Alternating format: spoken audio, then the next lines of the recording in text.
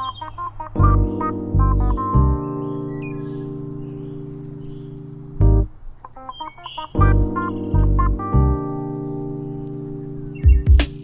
iintindihin lang natin ang ating sarili, di na natin na kailangan pa na magkabul. Pagkat buhay natin ay sa atin lang di nakadepende, di na natin na kailangan pa na magdabo. Dahil buhay ay ganyan, sadyang mapaglaro. Matuto kang umunawa, matuto kang tumayo. Pag ika'y nadarapa, matutong tumanggap ng pagkatalo. Minsan kailangan mong masaktan upang iyong maranasan kung paano ang lumaban sa paraang hindi mo kailangan ng hidwaan. Kaya merong pagsubok upang ika'y matuto. Mahirap pumanik sa rurok ng walang pagubok. Lagi mo lang tandaan, proseso sa daan, progresong walang dulo. Lagi mo pagandaan ang mga paparating, diretso ang tingin. Distraction sa paligid ay wag mo na pansinin.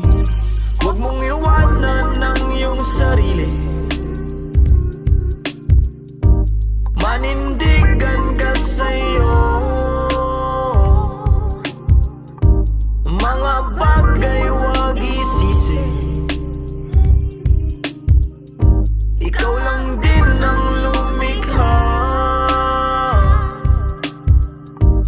Wag mong iwanan ang iyong sarili,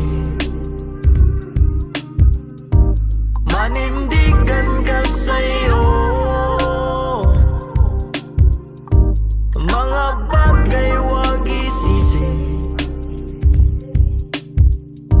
ikaw lang din ang lumikha. Napakaganda ng mundo kung yung sisilipin, kaya wag mo nang isipin lumalason sa iyong isip. Alagaan ng sarili bago ang lahat, upang maalagaan mo ang nasa iyong paligid. Sabayan mo ang ihip ng hangin na papalapit sa atin, na nagpapaalalang palaganap ang pag-ibig. Napakadami ng senyalis dapat tandaan, natural lang bumigat minsan nararamdaman, para may dahilan ka upang magpagaan, at lalo bang ganahan magpatuloy sa daan. Pagpatuloy ang habang kahit pa malayo ang pupuntahan. Diyan lang ang kahirapan dahil dun nilakasan ko palalo sarili pinamato. Kahit minsan malabo pinangako ko na kaya ko, at di ko ipinako kung saan saan, kasi alam ko sa sariling may pupuntahan. Huwag mong iwanan ang iyong sarili, manindigan ka sa'yo. Mga bagay wag isisi, ikaw lang din ang lumikha.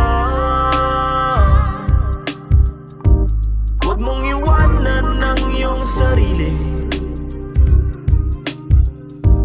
manindigan ka sa'yo. Mga bagay wag isisi,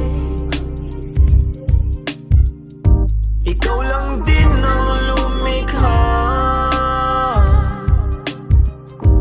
Dapat natin na malaman ang tunay na kahalagahan ng pagkabuhay sa mundo. Ang dami nating nalalamang mga bagay na hindi kailangan, kaya ang isip ay lito. Dapat natin na malaman ang tunay na kahalagahan ng pagkabuhay sa mundo.